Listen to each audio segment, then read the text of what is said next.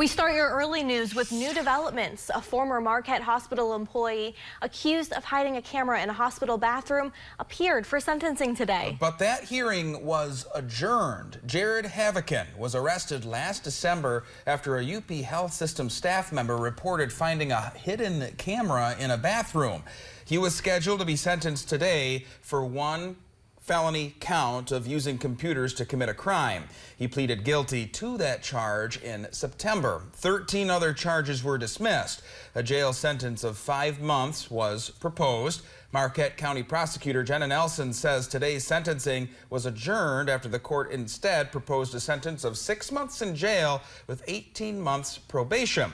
Now Havikin could withdraw his plea. The prosecutor says the case would move toward a trial if sentencing is not resolved. We will keep you updated on what happens.